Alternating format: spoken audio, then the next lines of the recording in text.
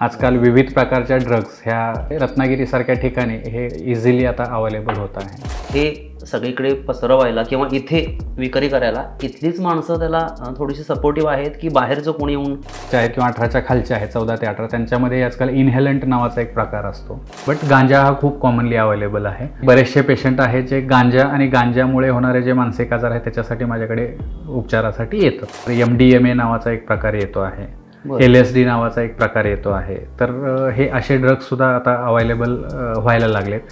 तर तो पाणी जे आहे ते शरीरातून प्रत्येक ठिकाणातून बाहेर जायला लागतं. कुठल्या गोष्टीसाठी ही पिढी 18-20 मधली अट्रॅक्ट होत असेल? ड्यूड बन जा, ले कुछ क्या होता है, एक सुट्टा मार के दे की एकदम मार के दे. तर तुम्ही मला फ्लॉवर समजू नका, मी घेतल्याने तुमचं चांगलं होईल, तुम्हाला चांगलं वाटेल, खुश वाटेल असं नाही. मी फायर आहे, तुमच्या आयुष्यात आग लावेल ते नाही. तुम्ही काय करायचं आहे ते बोला, काय करायचं आहे ते म्हणा. मी तुमच्या बाटल्या उचलायला तयार आहे, तुमचं जे काही तुम्ही ओकाल सगळं साफ करायला मी तयार आहे. किक लवकर भेटायला पाहिजे आणि ती किक अशी पाहिजे की ती लवकर जायला पण पाहिजे. आणि एकदा घेतलं की मग ते कायमस्वरूपी त्याच्याशिवाय त्याला जमणार नाही. असं कसं करता येईल? मैं इसको टच भी नहीं करेगा साला, झुकेगा नहीं साला, मैं झुकेगा नहीं साला. नमस्कार, मी Pradeep Shivgan. Back to basic या कार्यक्रमात तुम्हा सर्वांचं पुन्हा एकदा स्वागत आहे. थोडा गॅप पडला खरं तर, पण पुन्हा एक अत्यंत महत्त्वाचा आणि गंभीर खरं तर विषय घेऊन आलो आहोत. तो विषय आहे अंमली पदार्थ, अर्थात नेहमीच्या भाषेतला आपला शब्द आहे तो ड्रग्ज. आणि याच्यावर चर्चा करायला, यातल्या सामान्य प्रश्नांना उत्तरं घ्यायला, सामान्य प्रश्नांची आपल्यासोबत आहेत डॉक्टर अतुल ढगे सर. खरं तर अतुल सर याविषयी अनेक ठिकाणी व्याख्यानं देतात. त्यांच्या मुलाखती झालेल्या आहेत, त्यांनी पुस्तकंही लिहिलेली आहेत. हे सांगायचं कारण म्हणजे सातत्यानं एक माणूस व्यसनमुक्तीसाठी, विशेषतः ड्रग, अंमली पदार्थ, दारू यासाठी प्रयत्न करणारा असा माणूस आज आपल्यासोबत आहे. अतुल सर, या कार्यक्रमात तुमचं स्वागत आहे. नमस्कार. बॅक टू बेसिकच्या सर्व श्रोत्यांना माझ्यातर्फे नमस्कार. मुळात सर, बॅक टू बेसिक या कार्यक्रमाचं स्वरूप असं आहे, नावातच बेसिक आहे. हा विषय खरं तर प्रचंड गुंतागुंतीचा, मोठा आणि आवाका खूप मोठा असणार आहे. अगदी पुस्तकं आणि व्याख्यानं तुमची मी ऐकलेली आहेत. पण सामान्यानं जे प्रश्न पडतात त्याच्याविषयी चर्चा करण्यासाठी आपण आज इथे आलेलो आहोत. पहिला प्रश्न सर, खरं तर अंमली पदार्थ किंवा ड्रग्स वगैरे असे शब्द ऐकले की आम्हाला चित्रपट आठवतो किंवा मेट्रो सिटीज, म्हणजे काहीतरी पुण्या मुंबईत घडतं असं वाटतं. आणि अचानक आम्हाला कळतं की रत्नागिरीसारख्या ठिकाणी, कोकणात ही घटना घडली. तर खरंच हे ड्रग्स आणि हे व्यसन रत्नागिरीसारख्या शहरात आहे सर? हो, नक्कीच. जुन्या काळाचं जर आपण बघितलं तर त्यावेळी ते ठीक होतं की हे मेट्रो सिटीजमध्ये फक्त अवेलेबल होतं आणि ते रत्नागिरीसारख्या छोट्या सिटीमध्ये ते उपलब्ध नव्हतं. पण आपण ग्लोबलायझेशन म्हणतो आहे, त्याचे काही हे डिसॲडव्हान्टेजेसच म्हणूयात आपण, की ह्या ग्लोबलायझेशनमुळे सर्व काही गोष्टी खेड्यासारखे किंवा छोट्याशा शहरासारख्या ठिकाणी सुद्धा आता पोहोचलेल्या आहेत. त्यापैकीच हा एक प्रकार म्हणजे ड्रग्स. आजकाल विविध प्रकारच्या ड्रग्स ह्या रत्नागिरीसारख्या सिटीमध्ये सुद्धा उपलब्ध होत आहेत. त्याला एक कारण म्हणजे जसं जे लोक आहेत ह्याची तस्करी करतात किंवा ज्यांना हे मार्केट म्हणून त्याच्याकडे बघतात, तर त्यांना हे दिसलेलं आहे की या ठिकाणी सुद्धा याचा खप होऊ शकतो आणि हे आपल्यासाठी चांगलं मार्केट आहे किंवा वाईड मार्केट आहे. आपण एका ठिकाणी पॉप्युलेट करण्यापेक्षा आपण अजून थोडंसं खाली गेलं तर आपल्याला अजून बरंचसं मार्केट मिळू शकतं. हा त्यांचा व्यावहारिक दृष्टिकोन. दुसरं म्हणजे रत्नागिरी आपण जर बघितलं तर हा थोडासा प्रवासी येण्याचं ठिकाण आहे किंवा म्हणजे पर्यटनाचं ठिकाण आहे. तर त्याच्यामुळे बरेचसे प्रवासी इथे येतात आणि त्याच्यामार्फत सुद्धा ह्या गोष्टी उपलब्ध होतात किंवा ते येऊन सुद्धा इथे त्या गोष्टी करतात, ड्रग्ज वगैरे वापरणं. तर त्याच्यामुळे रत्नागिरीसारख्या ठिकाणी हे खूप म्हणजे इझिली आता अवेलेबल होत आहे. बापरे, इझिली अवेलेबल. आणि सर, तुमचा काय अभ्यास आहे की हे सगळीकडे पसरवायला किंवा इथे विक्री करायला इथलीच माणसं त्याला थोडीशी सपोर्टिव्ह आहेत की बाहेरचं कोणी येऊन असं करतं? काय अंदाज? आता हे थोडंसं सांगणं अवघड आहे. बट बऱ्याच वेळी हे नेटवर्किंग असतं की कुठल्याही क्षेत्रामध्ये हे नेटवर्किंगच असतं, त्याच्याशिवाय हे पॉसिबल होऊ शकत नाही. अर्थात तुमचं कल मला समजलंय की इथली माणसं इन्व्हॉल्व्ह आहेत असं कसं म्हणता येईल डायरेक्ट, किंवा कोण आहे सांगता येणार नाही. पण मला असा प्रश्न माझा विचारायचा होता की आपल्या आजूबाजूचीच मंडळी आहेत की ज्यांच्यापर्यंत हे पोहोचतंय. बरोबर आहे. हा मी जसं म्हटलं की पहिला जो पॉईंट होता व्यावसायिकता, ह्याच्यामध्ये जे आहे व्यावसायिक दृष्टिकोन जिथे येतो तिथे ह्या गोष्टी येतात. जिथे काय म्हणता येईल मागणी आहे तिथे सप्लाय येणार. तर सप्लाय करण्यासाठी मग तो व्यावसायिक दृष्टिकोन आला की त्या गोष्टी उपलब्ध होणारच. आणि सर, रत्नागिरीसारख्या ठिकाणी किंवा कोकणात, एकंदरीत कोकणाचा विचार केला तर कुठल्या वयातली मंडळी याला जास्त ॲडिक्ट आहेत? म्हणजे तरुण, म्हातारी, एकदम लहान किंवा बाहेरून आलेली इथली, अशी काही सांगता येईल? एक ओव्हरऑल व्यसनांचा विचार केलं तर म्हणजे प्रत्येक गटामध्ये हे आढळून येतं. पण जर आपण ड्रग्स ह्या गोष्टींचा जर फक्त बोलायचं म्हटलं तर युजुअली हे साधारणतः 18 वर्ष ते 35 वर्षाच्या वयोगटामध्ये हे जास्त प्रमाणामध्ये आढळलं जातं. तरुणांमध्येच. तरुणांमध्येच हे मोस्टली आढळलं जातं ड्रग्सच्या बाबतीत. बाकी जे 35च्या वयाच्या पुढचे आहेत त्यांच्यामध्ये अल्कोहोल, टोबॅको हे खूप कॉमन आहे. आणि जे 17-18च्या वयाच्या आहेत किंवा 18च्या खालच्या आहेत, 14 ते 18, त्यांच्यामध्ये आजकाल इन्हेलंट नावाचा एक प्रकार असतो, जे म्हणजे वेपराईज केलं जातं. इन्हेलंट सोल्युशन्स वगैरे जे असतात तर ते सुद्धा ते वापरलं जातं, बट तो ड्रगच्या कॅटेगरीमध्ये येत नाही. अरे बापरे! हे सर पहिल्यांदाच मी ऐकलं आहे आणि मला वाटतं की माझ्या प्रेक्षकांना हे कळावं सजग राहण्यासाठी. म्हणजे मला सर ह्या टर्मच नवीन आहेत. तर काय म्हणजे ते एक पात्र पदार्थ आहे का तो, की जो सॉल्वंट जो म्हणतो आपण, तर ते अशा गोष्टी आहेत. अच्छा. म्हणजे हे आपल्याकडे थोडंसं कमी आहे, पण ज्या झोपडपट्टीच्या एरियामध्ये जर आपण बघितलं तर बरीचशी मुलं, मी काही फोटो सुद्धा बघितले असते, रुमालामध्ये असं त्यांनी काहीतरी केलं असताना ते नाकाने स्निफ करतात किंवा ओढतात ते नाकाने. तर हे 14 ते 18च्या वयाच्या मुलामध्ये बऱ्याचशा वेळी हे सुरुवातीचं एंट्री असते. या सगळ्याची सुरुवात होते. तर सर 18 ते 35 हे तरुण मला बळी जात आहेत. तर असे नेमके कुठले ड्रग्ज आहेत जे कोकणात किंवा रत्नागिरीत उपलब्ध आहेत, की जे सुरुवातीला सुरुवात म्हणून घेतात, मग ते वाढले की अजून लागतात, मग अजून लागतात, असं काही आहे? येस, सध्या जर आपण बघितलं, सुरुवातीचं ड्रग म्हणजे युजली गांजा आपण ज्याला म्हणतो, म्हणजे कॅनॅबिस रिलेटेड जे प्रोडक्ट्स असतात त्याच्यात चरस, गांजा आणि भांग येतो. तर भांग तर म्हणजे कॉमनली लोक सणासुदीला सुद्धा वापरतातच, आणि त्याच्यासोबत चरस हा एक जो भाग आहे तो कमी आहे, बट गांजा हा खूप कॉमनली अवेलेबल आहे. आणि त्याचंच मुळात सुरुवात जी होते ते गांजापासून होते. बरेचसे लोक गांजा उपलब्ध आहे सगळीकडे. येस, कोकणात. अरे बाप. आता ते कुठून आणतात हे कॉमेंट करणं थोडंसं अवघड आहे, बट येस, इट्स अवेलेबल. आणि बरेचसे पेशंट आहेत जे गांजा आणि गांजामुळे होणारे जे मानसिक आजार आहेत त्याच्यासाठी माझ्याकडे उपचारासाठी येतात. तर हा झाला पहिला भाग. त्याच्यानंतर आता जे हळूहळू वाढत चाललेलं आहे, तर MDMA नावाचा एक प्रकार येतो आहे, LSD नावाचा एक प्रकार येतो आहे. तर हे असे ड्रग्ससुद्धा आता अवेलेबल व्हायला लागलेत. आणि हे मुळात गोवा पण आपल्या खूप, तसं पाहायला गेलं तर जवळ आहे. तर मे बी तो एक सोर्स असू शकतो जिथून ते आपल्याकडे येत आहे किंवा जिथून लोक ते आणायला जात आहेत किंवा आणत आहेत. अरे बापरे. आणि बाकी हिरोईन वगैरे हे जे आहेत ते खूप कमी आहे. त्याच्यासोबतच एक जर आपण बघितलं तर कोडीन वगैरे ह्या नावाच्या ज्या गोष्टी आहेत ते खोकल्याचं औषध म्हणून बऱ्याच वेळा वापरलं जातं. तर अशा गोष्टीसुद्धा इलिगल मार्केटमधून त्या मिळवल्या जातात. झोपेच्या गोळ्या आहेत ज्याला नायट्रा वगैरे म्हणतात. तर अशा गोळ्यांचं जे व्यसन आहे ते सुद्धा बऱ्याच जणांमध्ये आढळून येतं, आणि ते म्हणजे ब्लॅक मार्केटमधून किंवा इलिगली ते बऱ्याच वेळी ते ऑप्टेन केलं जातं. जर मध्ये मी ऐकलं होतं की एक काय नाव होतं, आता विसरलो मी, पेपरला मोठी बातमी होती की ते कफ सिरप जे घेतलं की लोक म्हणजे ते व्यसन तिकडे भागवतात. तर हे असं असतं खरंच की ते खोकल्याचं औषध घेतल्यामुळे ते सॅटिस्फॅक्शन मिळतं? Yes, definitely. पण त्याचा डोस खूप हाय असतो. आपण खोकल्याचं औषध जर बघितलं तर आपण 2 म्हणजे त्याचा जो डोस असतो की 2 चम्मच सकाळ, दुपार, संध्याकाळी असा घ्यायचा असतो. पण तो जर 1-1, 2-2 बॉटल जर एका वेळी घेतली तर डेफिनेटली त्याचा नशा होणार आहे. तर अशा पद्धतीनं ते वापरलं जातं. म्हणजे एकाच वेळी त्यांना ते 1 किंवा 2 बॉटलसुद्धा लागतात. ते अशा वेळी मग ते मेंदूमध्ये ते काम करतं आणि व्यसनासारखं मग त्याचं हे होतं, त्याचा इफेक्ट जो होतो, इंटॉक्सिकेशन आपण त्याला म्हणूया, तर ते त्या लेवलला मग ते काम करतं. आणि बऱ्याचशा वेळी म्हणजे खोकल्याचं औषध मी जे म्हटलं की ते डॉक्टरांच्या सल्ल्यानेच घेणं गरजेचं असतं. कारण त्या लेवलला जर घेतलं, त्या डोसमध्ये जर घेतलं तर त्याचा असा काही इफेक्ट होत नाही. पण ज्यांना ते नशा म्हणून करायचं आहे ते मग ब्लॅक मार्केटमधून हे जे एकाच वेळी मग ते बॉक्सच्या बॉक्स मागवणं, मग त्याच्यातून ते त्याचा हे करणं, असं अशा पद्धतीने ते केलं जातं. बापरे. तर कोकणात किंवा रत्नागिरीसारख्या ठिकाणी हे सगळं उपलब्ध आहे, मुलं घेत आहेत म्हणून आपण, पण याची सुरुवात आहे की सर असे काही पेशंट झालेले आहेत लोक की आता व्यसनाधीन झालेले आहेत आणि तुमच्याकडे ट्रीटमेंटला येतात, असं आहे?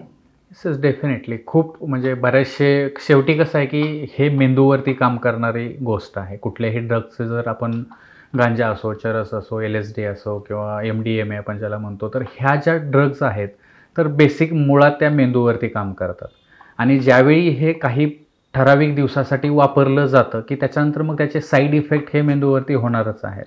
फॉर एक्झाम्पल जे मी म्हटलं की गांजामुळे सायकोसिस किंवा वेडसरपणा आपण ज्याला म्हणतो, तर त्या प्रकारचे व्हायचे प्रमाण खूप जास्त आहे. अच्छा, म्हणजे गांजा सतत घेत राहिला किंवा खूप ॲक्सेस झाला तर माणसाला वेळ लागू शकतं. येस, साध्या भाषेत. डेफिनेटली बरेचसे पेशंट, मला कॅनॅबिस इंड्यूस सायकोसिस असं म्हणतात आमच्या मेडिकल टर्ममध्ये. साध्या भाषेत आपण गांजामुळे झालेला वेडसरपणा असं आपण त्याला म्हणू शकतो. तर काही दिवसासाठी, म्हणजे काही जणांमध्ये तर इव्हन 10 दिवसाच्या वापराने सुद्धा तशा प्रकारचा त्रास होऊ शकतो. काही जणांना 6-8 महिन्याने तो त्रास होतो. ह्याच्या पुढे आपण गेलो तर बऱ्याच वेळी गंजेरी नाव शब्द आपण ऐकतो. हो. गंजेरी म्हणजे असे लोक की जे काहीच करत नाहीत, फक्त ते गांजा फुंकतात आणि पडून राहतात, बसून राहतात. म्हणजे खूप काम करणारा व्यक्तीसुद्धा किंवा एकदम चंचल असणारा, धावपळ करणारा व्यक्तीसुद्धा परत मग त्या अशा पद्धतीने तो शांत होतो. तर तो एक आजाराचाच भाग आहे, ज्याला अमोटिवेशनल सिंड्रोम असं म्हणतात. म्हणजे त्यांच्यातली इच्छाच मरून जाते की आपण काहीतरी करावं. फक्त गांजा फुंकणं आणि पडून राहणं, हे अशा प्रकारे त्याला ते चरसी हा जो शब्द आहे तो त्याच्यामध्ये येतो. येस. तर ते चरसी म्हणजे स्पेसिफिकली जो आहे किंवा गंजेरी जो आपण म्हणतो, तर ते त्यामध्येच येतं की ते मानसिक इफेक्ट जो त्याचा झालेला असतो, तर त्याच्यामुळे ती त्या व्यक्ती त्याच्या प्रकारे होते. वेगवेगळे इफेक्ट आहेत. प्रत्येक ड्रग्स प्रत्येक मेंदूच्या वेगवेगळ्या भागामध्ये काम करते, वेगवेगळ्या प्रकारे काम करते आणि त्याच्यामुळे मग हे मानसिक आजार होतात. आणि ज्यावेळी मग स्पेसिफिकली आता आपण जसं म्हटलो की हे वेडसरपणा आला की मग रुग्ण दुसऱ्याला त्रास करायला लागतो. आणि त्यावेळी मग ते जे रुग्ण आहेत किंवा त्याचे आई वडील आहेत ते मग त्याला घेऊन येतात. जोपर्यंत तो घेतोय, शांत आहे, कोणाला काही त्रास करत नाही किंवा जरी घरच्यांना थोडाफार त्रास करतोय तरी ते तोपर्यंत ते ढकललं जातं, पुढे ढकललं जातं, तोपर्यंत त्याच्याकडे लक्ष दिलं जात नाही शक्यतो जास्त. पण ज्यावेळी असं काहीतरी होतं त्यावेळी मग त्यांना आणण्याशिवाय पर्याय राहत नाही. मग त्यावेळी मग मात्र आमच्याकडे यावं लागतं. म्हणजे व्यसन म्हणून उपचार करण्यासाठी लोक खूप कमी येतात किंवा लवकरात लवकर उपचार घेण्यासाठी खूप कमी येतात. ज्यावेळी काहीतरी जिथे समाजाला धोका होतो किंवा घरच्यांना खूप मोठा धोका होतो किंवा कुठेतरी काहीतरी पोलीस कंप्लेंट होते, त्यावेळी मग मात्र त्यांना येण्याशिवाय पर्याय नसतो किंवा म्हणून मग ते त्यांना बळजबरी त्यांना आणतात किंवा घेऊन येतात. अच्छा, म्हणजे सर व्यसन हा रोग आहे. येस, व्यसनाधीनता याला म्हणतात. तर डेफिनेटली ही व्यसनाधीनता किंवा कुठल्याही प्रकारचं व्यसन किंवा एक्सेसिव्ह यूज जो आहे त्याला व्यसनाधीनता आपण असं म्हणतो. आता हे व्यसनाधीनता केव्हा म्हणायचं, आपण जर बघितलं तर बरेचसे लोक असतात जे विकेंडला पार्टी करतात किंवा कधीतरी महिन्यातून एकदा पितात, महिन्यातून एकदा घेतात.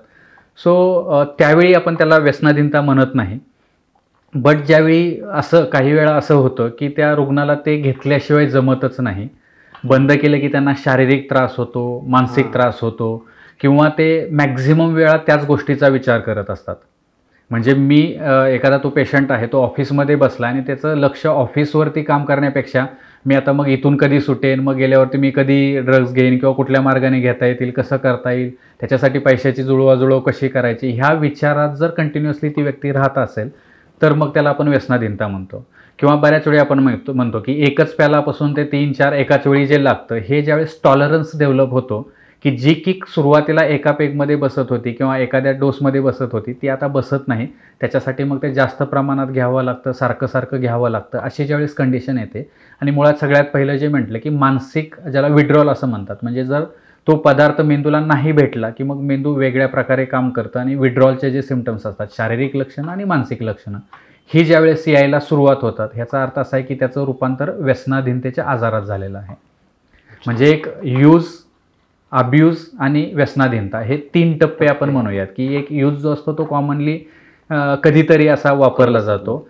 अब्यूज म्हणजे काय की त्याचं जास्त प्रमाणात किंवा ओव्हर यूज म्हणूयात आपण त्याला, तर तो जास्त प्रमाणात वापरला जातो. रुग्णालाही कळतं किंवा त्या व्यक्तीलाही कळतं की हे आता जास्त होतंय माझ्यासाठी, मी ते नाही घ्यायला पाहिजे, पण तरीसुद्धा त्याला थांबवता येत नाही किंवा माझ्या कामावरती त्याचा परिणाम व्हायला लागला तरी त्याला थांबवता येत नाही, त्याला ते घ्यावंच लागतं.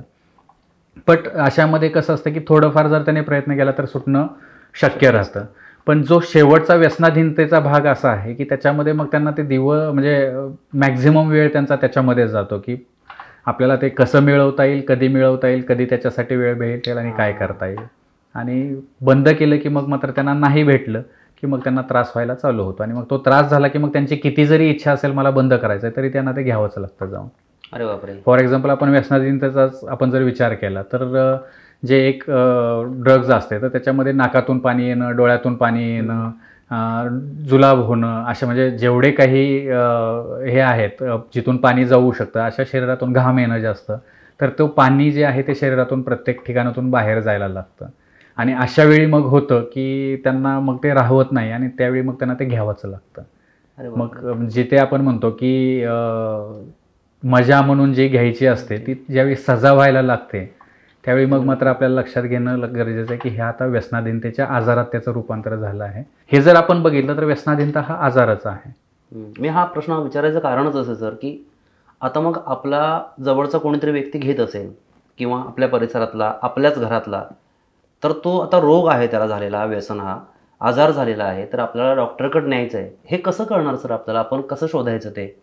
मुळात मी हे सजेस्ट करेन की ॲक्च्युली ही स्टेप यायला आपण वाटच बघायला नको. अगदी. कसं आहे की तिथे गेल्यानंतर तो परत म्हणजे व्यसन सुरुवात करणं हे खूप सोपं आहे, पण बंद करणं किंवा त्याच्यातून बाहेर निघणं खूप अवघड आहे. म्हणजे हे पर्वत चढण्यासारखं काम आहे जे एवढं सोपं नाही आहे. नाहीये. तर हे आपल्याला महत्त्वाचं आहे की आपण त्या व्यसनाधीनतेचा आजार होईपर्यंत मुळात थांबायलाच नको. ज्यावेळी आपल्याला दिसतंय की आपल्या घरामध्ये कोणीतरी रेग्युलर जरी यूज करत असेल तरी त्याला थोडंसं समजवणं गरजेचं आहे की बाबा हे व्यसनाधीनच्या आजारात कधी रूपांतर होईल सांगता येत नाही. तर बेटर आहे की तू थोडासा विचार कर आणि तुला जर वाटत असेल तर मी कधीही तुझ्यासोबत यायला तयार आहे आणि आपण उपचारासाठी जाऊयात. तर हे जास्त बेटर राहतं. बट जर तुमचा जो प्रश्न होता मुळात की हा आजार झाला आहे हे कसं कळेल आणि मग कधी, तर मी जे 4-5 क्रायटेरिया सांगितले. एक तर सगळ्यात पहिला म्हणजे टॉलरन्स. म्हणजे जिथे आपल्याला थोडं लागत होतं, जो व्यक्ती रात्री फक्त घेत होता तो दुपारी पण घेतोय, सकाळी पण घेतोय किंवा कधीतरी आठवड्यातून 15 दिवसातून एकदा घेणारी व्यक्ती जर ती दररोज करत असेल, सारखं करत असेल, तर ह्याचा अर्थ आहे की त्याला ती किक त्या लेवलमध्ये किंवा त्या डोसमध्ये बसत नाही. त्याला जास्त प्रमाणात ते लागायला लागलं, म्हणजे तो व्यसनाधीनतेच्या आहारी गेलाय किंवा व्यसनाधीनतेचा आजार झालाय. दुसरं जे गोष्ट म्हटलं की विड्रॉल. म्हणजे ज्यावेळेस तो पदार्थ त्यांच्या शरीरामध्ये जात नाही किंवा त्या मेंदूपर्यंत तो पोहोचत नाही, तर मग त्यांच्यामध्ये ठराविक जे ड्रग्जनुसार वेगवेगळे असतात, तर त्या ठराविक ड्रग्जनुसार त्याच्यामध्ये शारीरिक त्रास व्हायला लागतात, मानसिक त्रास व्हायला लागतात. त्यावेळी आपल्याला समजून घेणं गरजेचं आहे की हे आजारही पडलेलं आहे. तिसरी जी गोष्ट आहे ती म्हणजे कामावरती होणारा परिणाम. म्हणजे कामाच्यावरती दांड्या मारणं, कामाला न जाणं किंवा नशेमध्ये काम करणं किंवा तिथे काहीतरी नशेमध्ये काहीतरी इश्यू होणं. तर असे प्रकार जर होत असतील तर डेफिनेटली तो म्हणजे तिथे तो जो बॅलन्स आहे तो त्याला मेंटेन करता येत नाही आणि तो आजाराच्या ह्याच्यामध्ये त्याचं रूपांतर झालं. सगळ्यात शेवटचं जर बघायचं म्हटलं तर नातेसंबंधावरती जे होणारे परिणाम आहेत, म्हणजे व्यक्तीला जे आपल्या आईवरती वडिलांवरती खूप काही प्रेम करत होती ती व्यक्ती जर अचानक पैशासाठी किंवा नशेमध्ये येऊन जर आई वडिलांना मारत असेल किंवा बायकोकडे दुर्लक्ष करत असेल, मुलाकडे दुर्लक्ष करत असेल किंवा त्यांना मारत असेल, तर हे रिलेशनशिपवरती ज्यावेळेस नातेसंबंधावरती ज्यावेळेस परिणाम होत आहेत आणि त्यांना समजत नाही, तर आपल्याला समजून घेणं गरजेचं आहे की हे आजाराचा भाग आहे. हे सगळं ऐकलं ना सर की म्हणजे त्रास व्हायला लागतो. म्हणजे आता माझी मुलगी आहे किंवा हे म्हणजे तुम्ही जसं म्हटलात की 14 ते 17 पासूनच खरं तर सुरुवात होते, 17-18 पासून. पण खरंच सर 18-20 वयातल्या मुलांना कळत असतं की हे म्हणजे धोकादायक आहे किंवा ह्यात काही खरी मजा नाही किंवा हे आनंद देतं हे तरी त्यांना कळतं सर. म्हणजे काय असं होत असेल की मानसिकता म्हणून तुम्ही बघता याच्याकडे की कुठल्या गोष्टीसाठी ही पिढी 18-20 मधली अट्रॅक्ट होत असेल?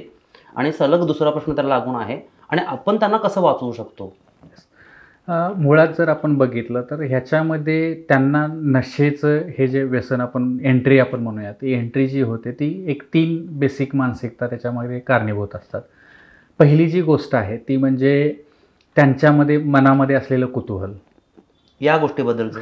की नेमकं काय होतं. कारण त्यांना मूवीमध्ये दाखवलं जातं, बऱ्याचशा वेब सिरीजमध्ये तर आज हे खूप कॉमन आहे, हे त्याच गोष्टी बऱ्याचशा गोष्टी दाखवल्या जातात.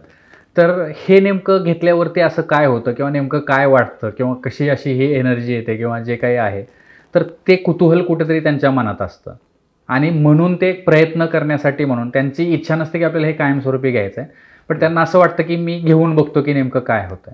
आणि बऱ्याच वेळी काय होतं की हे चांगलं वाटतं बऱ्याच जणांना, कारण तो शेवटी ती किक बसणे आपण जे म्हणतो ते होतं, चांगलं वाटतं. आणि बरेचसे जे फॉर एक्झाम्पल जे स्पेसिफिकली इन्फिरिटी कॉम्प्लेक्सवाली लोक असतात, ज्यांना असं वाटतं की अरे माझ्यात काहीतरी कमी आहे, तर त्यावेळी ते त्यांच्यामध्ये एकदम अशी म्हणजे हिरोसारखी जी भावना येते ती यायला लागते, तो कॉन्फिडन्स त्यांचा वाढतो. तर अशा वेळी मग ते थोडंसं त्यांना चांगलं वाटलं की मग ते त्या प्रकारे घ्यायला लागतात. एक पहिली गोष्ट झाली ही. दुसरी गोष्ट जर म्हटलं तर आपण पियर प्रेशर हा जर शब्द तुम्ही ऐकला असेल, तर पियर प्रेशर म्हणजे काय की समवयस्क लोकांचा दबाव. म्हणजे आता आपल्या ग्रुपमध्ये 5 लोक आहेत, तर त्या 5 लोकांमध्ये 4 लोक जर घेत आहेत तर मला ते घ्यायला पाहिजे. मी जर नाही घेतलं तर मग ते मी त्या ग्रुपमध्ये सेट होणार नाही, किंवा मग ते मला वेगळं समजतील, किंवा मला त्या ग्रुपचा भाग समजणार नाहीत, किंवा माझ्याकडे दुर्लक्ष करतील, किंवा मग ते जे बाकी चौघे घेणार असतात त्याला कुठेतरी त्या माशाला गळाला लावण्यासाठीच बसलेले असतात की ड्यूड बन जा, ले कुछ क्या होता है, एक सुट्टा मार के दे की एकदम मार के दे. तर हे अशा प्रकारे ते एवढा प्रेशर त्याच्यावरती असतं की मग त्या नाईलाजाने त्यालाही ते घ्यावं लागतं, किंवा ते त्याला बळी पडतात. त्यांची इच्छा नसते घ्यायची, पण ते अशा प्रेशरला, पिअर प्रेशरला ते बळी पडतात आणि त्याच्यामुळे मग ते होतं. आणि तिसरा जो भाग मी म्हटलं की बऱ्याच वेळी कसं असतं की इथे ह्या वयामध्ये एक पर्सनॅलिटी प्रत्येकाची तयार व्हायला लागलेली असते. आणि लहानपणी जे एक गोष्ट असते की सगळ्यांना सेम वागवलं जातं, ते कुठेतरी इथे कॉलेजला यायला लागल्यानंतर ती भावना यायला लागते की मी याच्यासारखा दिसत नाही आहे, मी याच्यासारखा अभ्यासात नाही आहे, किंवा मग मी दिसायला किंवा बॉडीने तसा नाही आहे. आणि हा कुठेतरी जो इन्फिरिटी कॉम्प्लेक्स येतो, किंवा एक मानसिकता जी खच्चीकरण जिथे झालेली असते, तर त्याच्यामुळे न्यूनगंड म्हणूयात, किंवा आजकाल एकटेपणा जाणवतोय बऱ्याच जणांना, घरापासून ते लांब पडलेले असतात, तर ते आहे. तर त्याच्यामुळे काय होतं की मग त्या मानसिकतेमुळे सुद्धा बरेच जण त्याच्या आहारी जातात, किंवा त्याच्यासाठी ते कमी करण्यासाठी ते घेतात. म्हणजे जे इन्फिरिटी कॉम्प्लेक्स माझा जर तो जात असेल, फॉर एक्झाम्पल एक उदाहरण मी सांगतो की काही दिवसापूर्वी एक माझ्याकडे मुलगा आलेला की त्याने असंच तो आईवडिलांच्या खूप धाकामध्ये राहिलेला मुलगा, म्हणजे आई वडील तर असे होते की तू अभ्यासाला बसायचं म्हणजे बसायचं, नाही तर मग पट्ट्याने मारणार.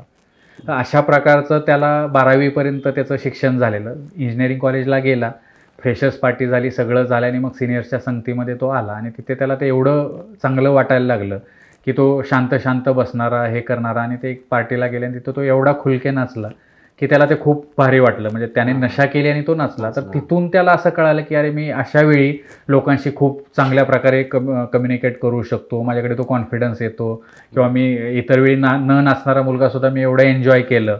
तर ह्या ज्या फिलिंग्ज आहेत, हे कुठेतरी इन्फिरिटी कॉम्प्लेक्स ओव्हरकम करायला सुद्धा त्या गोष्टी मदत करतात, किंवा त्याच्यामुळे ते तात्पुरत्या क्षणी होतं. ते मुळात तो चांगला मार्ग नाही आहे, पण ते टेम्पररी जी गोष्ट असते तर ती त्यांना चांगली वाटते, आणि त्याच्यासाठी मग ते मग ते घेतात. आणि मग ज्यावेळेस हे रिपीटेडली होतं, सुरुवातीला वर्षातून एकदा होतं, परत महिन्यातून एकदा होतं, परत आठवड्यातून होतं, आणि मग मात्र ते 15 ते 20% लोकांना मग मात्र जे व्यसनाधीनतेचा आजार आपण जे म्हटलं, तर ते व्हायची चान्सेस राहतात. जसं मी म्हटलं की सगळेजणच कुतूहलापोटी घेतलेले काही त्याला बळी पडत नाहीत, किंवा त्यांना तो आजार होत नाही, किंवा पिअर प्रेशरमध्ये सुद्धा फक्त त्यांनाही कळतं की यांच्यासोबत आहे तोपर्यंत घ्यायचं आणि परत घ्यायचं नाही आहे. तर बऱ्याच जणांना हे जमतं, बट समहाव 15% ते 20% लोकांना ह्याचा आजार होतो, आणि ते म्हणजे त्यांना मग त्याच्याशिवाय पर्याय राहत नाही, आणि त्या व्यसनाधीनतेच्या आजारी ते पडतात. मग यालाच लागून मी प्रश्न विचारला सर की पालक म्हणून, समाज म्हणून, किंवा एकूणच मग याला सुरुवातीलाच कसं रोखता येईल? मुळात आपण याच्यामध्ये आम्ही 2022मध्ये एक ड्राईव्ह घेतला होता, गाव तिथे मानसोपचार याच्या अंतर्गत. तर त्याचं नाव होतं की नशामुक्त भारत, स्वस्थ भारत. बरं. ह्याच्यामध्ये आम्ही जे टार्गेट केलं होतं, हे यूथ पॉप्युलेशनच आम्ही टार्गेट केलेली, किंवा हे कॉलेज आणि 10वी-12वीचे जे मुलं आहेत, आणि त्याच्या पुढचे कॉलेजचे जे आहेत, जे ज्युनियर कॉलेज आपण म्हणूयात, तर ह्या ग्रुपला आम्ही टार्गेट केलं होतं की ह्यांच्यामध्ये हा जो व्यसनाचा वापर आहे तो कसा थांबवता येईल. मुळात ते व्यसनाच्या आजारी पडल्यानंतर आपण उपचार करण्यापेक्षा इथेच कसं थांबवता येईल, हे आमचं त्याच्यामागचा उद्देश होता. आणि त्याच्यासाठी आम्ही शाळा कॉलेजेसमध्ये जाऊन कॅम्प्स, म्हणजे कार्यक्रम घेतले होते, ज्याच्यामध्ये मुलांना आम्ही माहिती दिली, शिक्षकांना आणि पॅरेंट्सना आम्ही माहिती दिली. तर हे 3 ग्रुप, म्हणजे विद्यार्थी स्वतः जागरूक होणं गरजेचं आहे, शिक्षक जागरूक होणं गरजेचं आहे, आणि पालक जागरूक होणं गरजेचं आहे.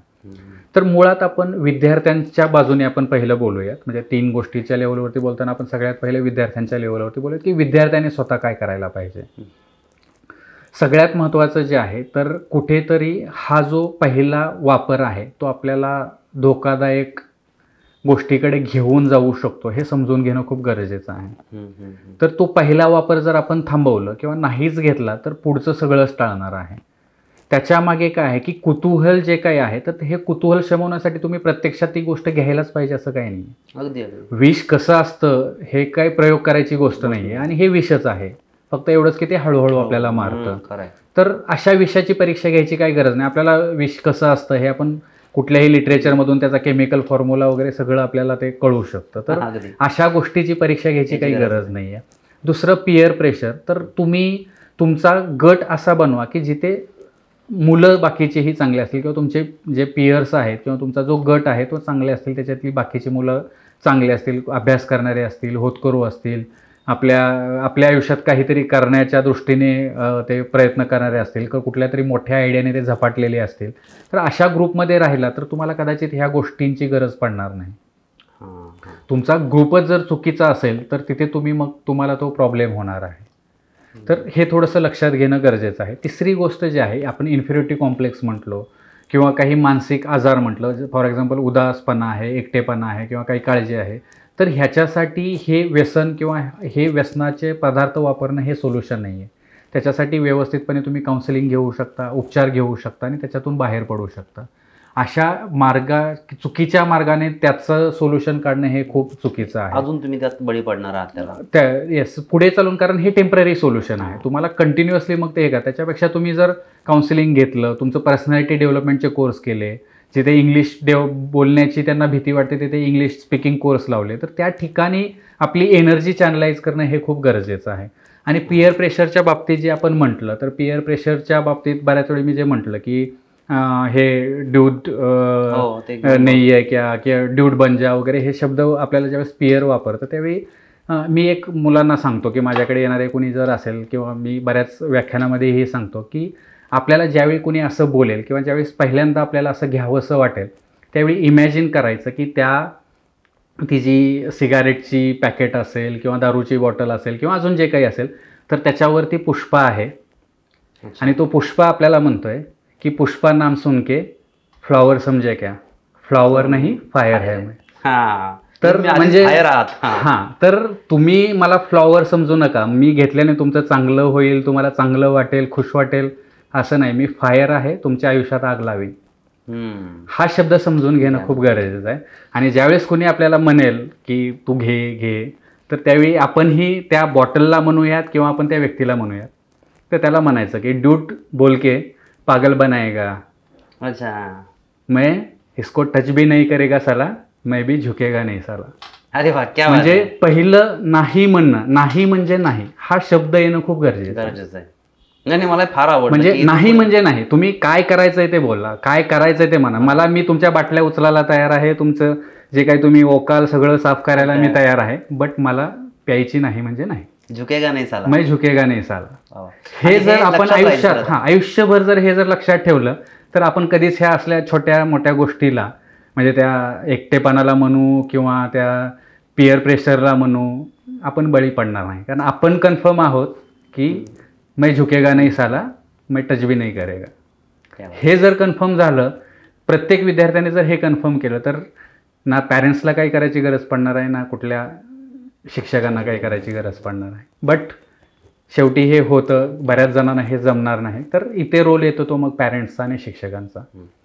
शिक्षकांना बऱ्याच वेळी असं जे असतं की ह्या गोष्टी कॉलेजमध्ये असताना होतात, तर ते कॉलेजला दांडी मारून ॲब्सेंटिझम वगैरे होते, तर ते पालकांच्या निदर्शनास आणणं गरजेचं आहे. किंवा थोडंसं कुठे आपण शाळेच्या लेवलवरती काही लक्ष ठेवता येऊ शकतं का, जिथे हॉस्टेल्स आहे तर त्या हॉस्टेल्समध्ये ह्या गोष्टी होऊ नये त्याच्यासाठी काय करता येईल, हे सगळं जर आपण करू शकलो तर ते खूप महत्त्वाचं आहे. किंवा वेळोवेळी शाळेमध्ये कॉलेजेसमध्ये जर अशी व्याख्यानं जशी आम्ही घेतली, तर तसं जर काही प्रोग्राम्स घेता आले तर डेफिनेटली त्याचा वापर त्याच्यासाठी होऊ शकतं. पालकांसाठी हे समजून घेणं महत्त्वाचं आहे की आपण जे मुलाला आपण पैसे देतोय तर त्याचा व्यवस्थित वापर होतोय का, तो कुठे वापर करतोय, आपल्याला काही खोटं तर बोलत नाही ना, तर हे थोडंसं बघणं गरजेचं आहे. किंबहुना मी म्हणेन की वयात यायच्या अगोदर पालकाने हे जर या गोष्टींबद्दल जर बोललं की हे व्यसनाचे पदार्थ तुझ्या समोर येतील किंवा लोक असं करतात तर त्याचं काय वाईट परिणाम होतात.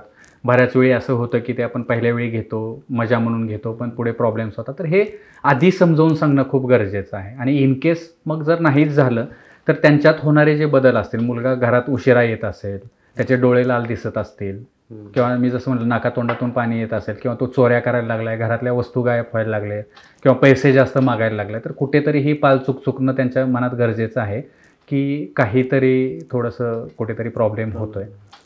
आणि त्यावेळी स्पष्टपणे त्याच्याशी बोलणं किंवा मग त्याला काउन्सिलिंगसाठी वगैरे घेऊन जाणं हे खूप गरजेचं राहतं. म्हणजे आता खरं तर लोकांकडे अजून एक पर्याय आहे मुलाला समजावून सांगताना, की हा व्हिडिओ सेव्ह करून ठेवायचा त्यांनी आणि मुलाला दाखवायचा म्हणजे हे पुष्पा काय प्रकरण आहे त्यांना लगेच कळेल.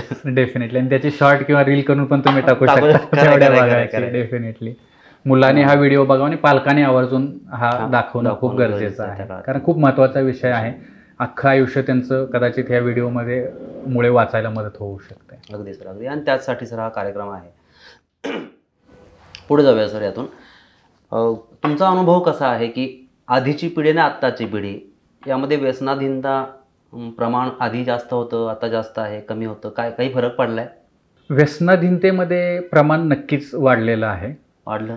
Yes, definitely. आणि दुसरी गोष्ट जी आहे ती पदार्थाच्या मध्ये म्हणजे फरक पडलेला आहे. वाढलेत मग? हां, पदार्थ वाढलेत. व्यसनाच्या साठी वापरले जाणारे पदार्थ डेफिनेटली वाढत चाललेत. कारण आपण जर पूर्वी बघितलं तर पूर्वी हे चरस, गांजा, भांग ह्या गोष्टी होत्याच. त्याचं व्यसन युजली लोक करायचे. दारू, तंबाखू ह्या गोष्टी होत्याच. त्याचंही व्यसन करायचे. फक्त आता काय झालं की लोकांच्या हातात एकतर पैसा खूप यायला लागला आहे. दुसरं, त्यांच्या हातामध्ये जे बऱ्याच वेळी जे मुलं आहेत शिक्षणासाठी बाहेर पडतात ते प्रमाण वाढलेलं आहे. कामाच्या निमित्ताने मुलं शहराच्या ठिकाणी जात आहेत ते प्रमाण वाढलेलं आहे. आणि त्यांच्याकडे मुबलक पैसा यायला लागला की ज्या ते वचक ठेवायला कोणी नाही आहे आणि पैसा हातात आहे.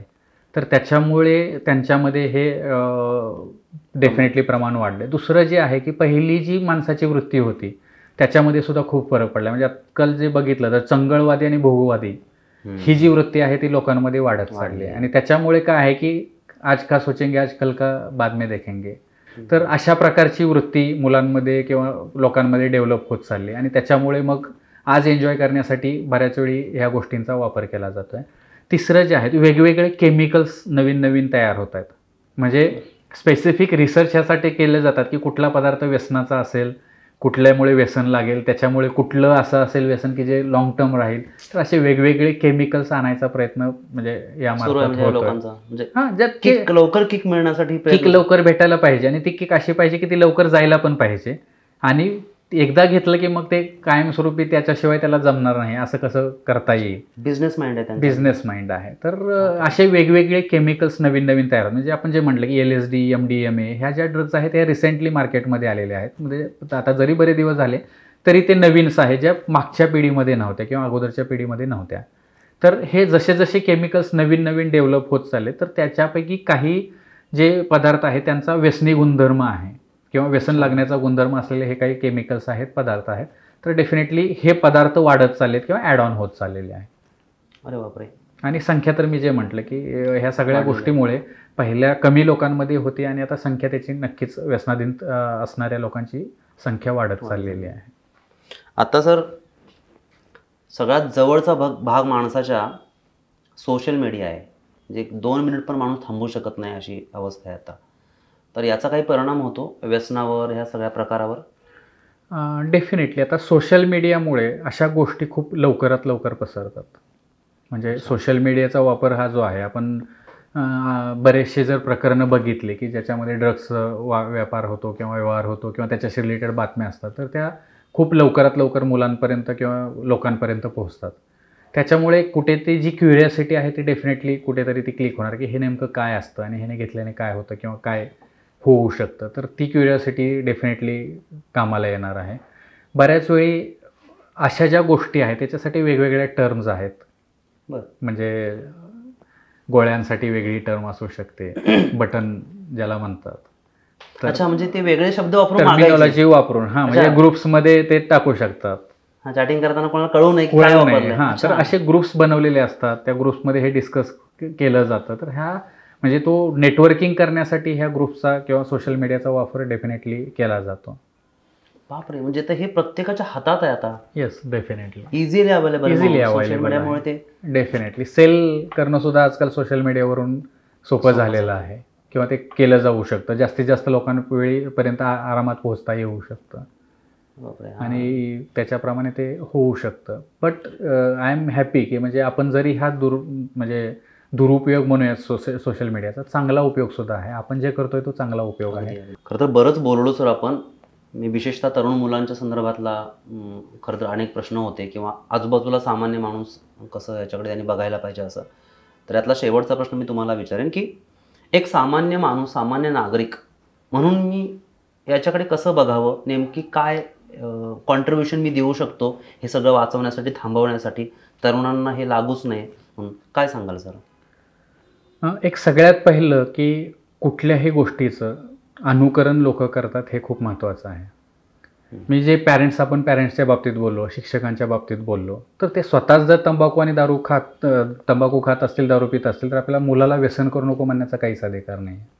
त्याच्यामुळे कुठल्याही व्यक्तीनं सर्वात पहिले हे ठरवायला पाहिजे की आपण ह्या व्यसनांपासून कसं दूर राहू शकतो. आपण जर दुसऱ्याला ज्ञान शिकवतो, आपण म्हणतो की तंबाखूने काय होतं किंवा दारूने काय होतं, तर तो उद्या तो म्हणेल की मी गांजाने काय होतंय, मी हिरोईन तर घेत नाही ना. आणि त्याची वाटचाल मग हळूहळू स्टेप बाय स्टेप तिकडेच असणार आहे. बट आपण समजून घ्यायला हवं की आपण आपलं अनुकरण मुलं करणार आहे, तर आपण स्वतः आधी त्या व्यसनांपासून कुठल्याही व्यक्तीने, म्हणजे पालक म्हणूनच म्हणत नाही किंवा शिक्षक म्हणून, कुठल्याही व्यक्तीने आपण जर समाजाबद्दल असं बोलतोय तर आपण ह्या गोष्टीपासून मुळात आधी दूर राहणं गरजेचं आहे. बट मुळात जे आहे की आपल्याला ज्यावेळी दुसऱ्याचं घर जळते तोपर्यंत आपण जागं होत नाही, ही जी वृत्ती लोकांची आहे ती कुठेतरी सुटणं गरजेचे आहे. आणि आपण एकाच घरात राहतोय आणि कधीही ते माझ्या घरापर्यंत ती आग जी आहे ती पोहोचू शकते, हे समजून घेणं लोकांनी खूप गरजेचं आहे. आणि ते जर आपण प्रयत्न आधीच केले किंवा सुरुवातीपासूनच केले, ठीक आहे, छोटासा का प्रयत्न असेल ना, तो जर आपण करत राहिलो तर डेफिनेटली सगळ्यांनी छोटे छोटे प्रयत्न करणं हे खूप मोठी गोष्ट असू शकते. एक शेवटच्या प्रश्नाकडे सर येतो. हा प्रश्न खरं तर माझ्या प्रेक्षकांसाठी आहे. मगाशीच आपण बोललो की हा आजार होऊ शकतो आणि हा डॉक्टरांकडे गेल्यावर बरा होणारा आजार आहे. बऱ्याच लोकांना असं वाटतं की हे त्यात काय करायचं, हे लोक फक्त ऐकवतात, सांगतात. तर याच्यावर उपचार आहेत, औषधोपचार आहेत आणि त्यातून तो बरा होऊ शकतो. Yes, definitely. ह्याच्यावरती हा मुळात आजार म्हटलं की औषधोपचार हा आलाच. फक्त एवढंच की याच्यावरती इन्व्हेन्शन्स अजून बरेचसे चालू आहेत. म्हणजे जसे एक नवीन प्रकार व्यसनांचे येत आहेत, तसे त्याच्यावरती रिसर्च करून एक औषधं त्याच्यावरती येत आहेत. ह्याच्यामध्ये वेगवेगळ्या प्रकारची औषधं उपलब्ध असतात. मी जसं म्हटलं की ज्यावेळी हे शारीरिक किंवा मानसिक लेवलपर्यंत पोहोचतं की तो जो व्यसनाचा पदार्थ आहे तो घ्यायचा बंद केला की त्याचा मेंदूवरती परिणाम होतो आणि त्याच्यामुळे काही शारीरिक लक्षणं येतात, मानसिक लक्षणं येतात. आणि त्याच्यामुळे मग त्या व्यक्तीला असं वाटतं की मी आज ठरवतोय की मला आज एखादा व्यसनाचा पदार्थ घ्यायचा नाही आहे आणि मी तो आज नाही घेतला की दुसऱ्या दिवशी सकाळी मला नाकातून पाणी येतं आहे, डोळ्यातून पाणी येतं आहे, उलट्या होत आहेत, जुलाब होत आहेत आणि हातपाय खूप दुखत आहेत. मग मला ते अनबिअरेबल होतं की मग मला ते व्यसनाचा पदार्थ घ्यायलाच पाहिजे. तर ही जी गोष्ट असते, हे थांबवणाऱ्या गोळ्या मार्केटमध्ये किंवा डॉक्टरांकडे अवेलेबल आहेत की हा जो त्रास होतो तो त्रास सहन करण्यासाठी किंवा हा त्रास होऊ नये म्हणून औषधोपचार आहेत, ज्याच्यामुळे ते केलं की मग हा जो पिरियड असतो पहिला 10-15 दिवसाचा तो व्यवस्थितपणे पार पाडता येतो. आणि तो जर पार पडला तर डेफिनेटली ती व्यसन बंद व्हायची शक्यता वाढते. कारण मूळ हा पहिला म्हणजे ब्रिज जो आहे हा खूप मोठा ब्रिज आहे, आपण म्हणूया की जो क्रॉस करणं खूप अवघड आहे. पण डेफिनेटली औषधाच्या मदतीने आपण पॅराशूट हे वापरून आपण त्या बाजूला डेफिनेटली जाऊ शकतो. तर ही एक गोष्ट झाली. दुसरं आहे की कसं आहे की एवढ्या दिवस त्या व्यक्तीनं त्या व्यसनाच्या पदार्थाचा वापर केलेला आहे, त्याच्यामुळे मेंदूमध्ये मायक्रो लेवलवरती त्याच्यामध्ये मेंदूमध्ये त्याच्या केमिकल्समध्ये बदल झालेला आहे. त्याच्यामुळे ती काय एका महिन्यात लगेचच सगळं आलबेल होईल अशा प्रकारचं नाही आहे. त्याच्यामुळे ते होण्यासाठी टाळण्यासाठी परत त्याची तलफ होऊ नये किंवा तलफ झाली तरी त्याची किक बसू नये. तो पदार्थ घेतला आणि तरी ती पदार्थ घेतल्यानंतर ती जी त्याला मजा येते ती मजा येऊ नये अशा प्रकारची वेगवेगळी औषधं मार्केटमध्ये अवेलेबल आहेत किंवा डॉक्टरांकडे अवेलेबल आहेत. तर ती डॉक्टरांच्या सल्ल्यानं जर व्यवस्थित घेतली तर डेफिनेटली ह्या आजारातून बाहेर पडणं सोपं होऊ शकतं. बट हा ट्रीटमेंट करायला खूप अवघड आजार आहे, एवढा सोपा नाही आहे. याच्यामध्ये चिकाटी ही खूप महत्त्वाची असते.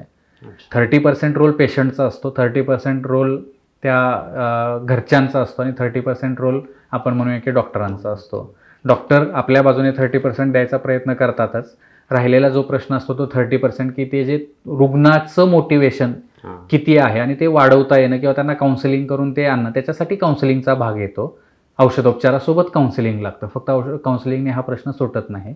तर त्याच्यासोबत हे काउन्सिलिंग आणि औषधोपचार हे दोन जर केलं तर जास्त सोपं पडतं.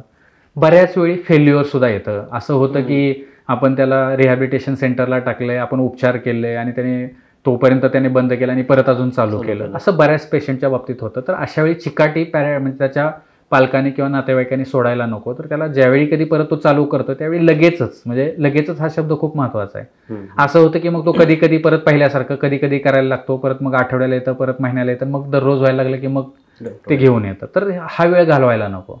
हां. आपल्याला माहीत आहे की ह्याची वाटचाल अशीच असणार आहे. पहिल्याच दिवशी किंवा दुसऱ्या दिवशी ज्यावेळी तो घेतो त्यावेळी लगेचच त्याला आणून त्याला परत उपचार करणं किंवा त्या लेवलला आणणं हे खूप गरजेचं असतं. आणि सगळ्यात मी जसं म्हटलं की हा उपचार करायला खूप अवघड आजार आहे किंवा चिकट आजार आहे.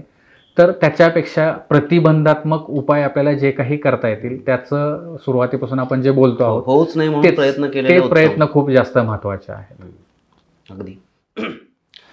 तर मंडळी, आपण असं उगाचच म्हणतो की मुंबई, पुण्यात, दिल्लीत या ठिकाणी हे सगळं घडतं आहे, तर आपल्या अगदी उंबऱ्यावर येऊन ठेपलेलं आहे.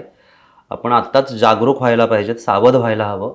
आपण आपल्या मुलांकडे, आपल्याकडे, समाजातल्या घटकांकडे बघितलं पाहिजेत की यात आपण तरी कुठे नाही आहोत ना, आपण खतपाणी घालत नाही आहोत ना, नाहीतर मग जो विस्फोट होईल त्याला आपण जबाबदार असू. तर मंडळी, सांगा की आजचा हा कार्यक्रम कसा वाटला. तुमचे काही प्रश्न असतील तर कमेंटमध्ये नक्की लिहा. आणि यामध्ये अजून काही प्रश्न तुम्हाला विचारायचे असतील तर तुम्ही विचारू शकताय. सरांच्या क्लिनिकचा नंबर शक्य झाला तर किंवा ईमेल ID आम्ही द्यायचा, त्यांना विचारून प्रयत्न करू. बऱ्याच लोकांना काही पर्सनल शंका असतात, सरांना भेटायचं असतं, त्या कॉन्टॅक्ट नंबरवर तुम्ही संपर्क करून भेटू शकताय. डॉक्टर अतुल सर, तुम्ही आम्हाला वेळ दिलात त्याबद्दल मनापासून आभार. धन्यवाद तुमचे. मंडळी, पुन्हा भेटू बॅक टू बेसिकमध्ये. मी प्रदीप शिवकांत. धन्यवाद.